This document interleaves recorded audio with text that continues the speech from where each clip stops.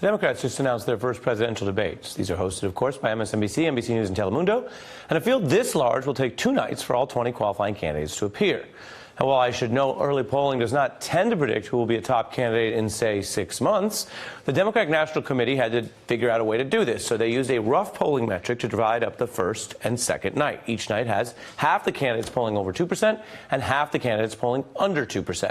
This is the group of candidates who will be appearing in the first night's debate. And this is the group who will be appearing in the second debate. Now, some big names are in the second debate, including Biden, Bernie Sanders, and Kamala Harris. And then there is a candidate who has been surging by some accounts, Senator Elizabeth Warren, in basically kind of a separate lane in the first debate on that big night.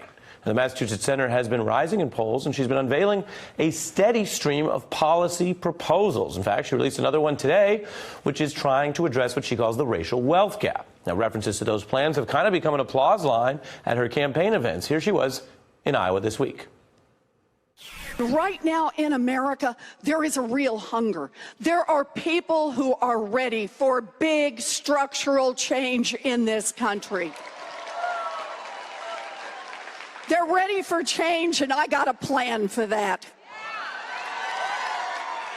Meanwhile, another poll shows Warren effectively tied for second place, 1 point ahead of Sanders in California. Now, David Corn has a new Mother Jones article that says Warren's got a plan for winning the White House, and right now, it's working. He joins me along with Jess Bidgood, who's following the Warren campaign for the Boston Globe, when we come back. It's our moment. It's our chance. We got to dream big. We got to fight hard, and we got to win. Senator and presidential candidate Elizabeth Warren at a campaign event there in New Hampshire. That was tonight. I'm joined now by Jess Bidgood, a national political reporter for the Boston Globe, who's been following that Warren campaign, and David Corn back with us. Jess, how's it going out there? Hi, thank you so much for having me. Warren had a campaign event tonight in New Hampshire. She was speaking with Democrats there, a pretty big crowd, and she was very well received, especially when she says that line, "I've got a plan." It's become a very reliable applause line for her now out on the trail. And do you find that there's enthusiasm about the specifics because people are hungry for that, or they're just sort of like the idea that obviously she has the chops, everyone knows she's bright, everyone knows she came to this as a Harvard policymaker, and just the idea of being plan-oriented is popular right now? I actually find I've been following her around 20.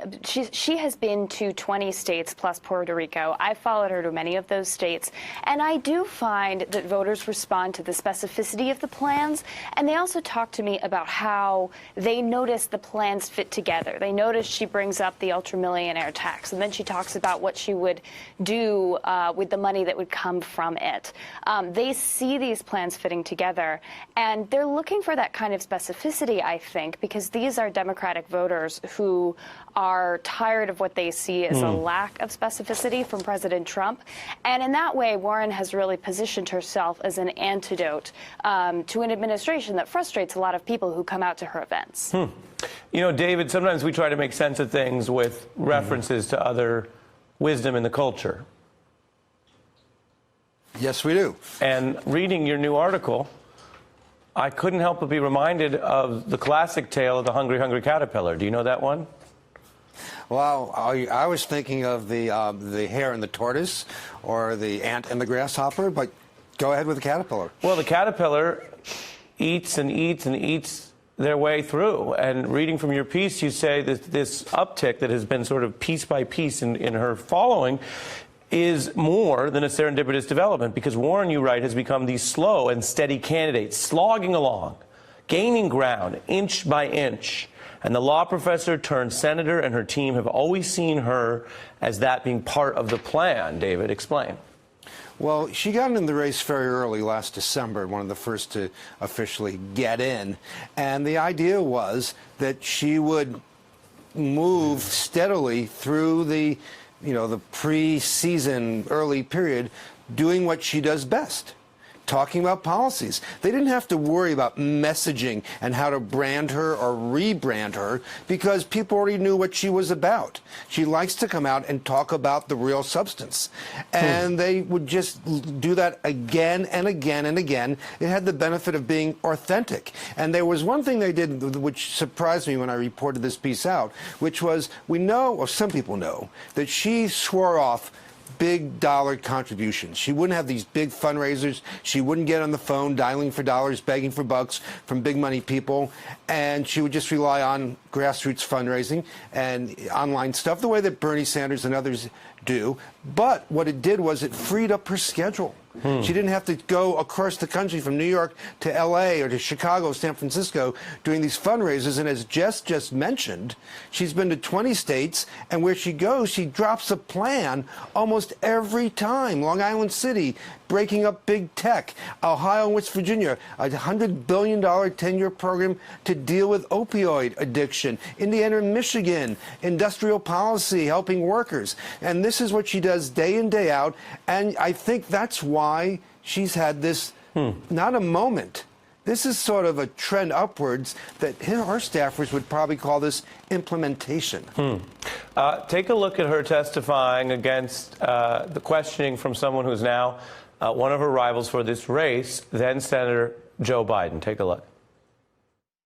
They have squeezed enough out of these families in interest and fees and payments that never Maybe we should take talk down. about usury rates then. Maybe that's what we should be Senator, talking about, not bankruptcy. I'll be the first. Invite me. No, I know you will, but let's call a spade a spade. Your problem with the credit card companies is usury rates from your position. It's not about the bankruptcy bill. But, Senator, if you're not going to fix that problem, you can't take away the last shred of protection for I these got it. families. Okay. You're very good, Professor.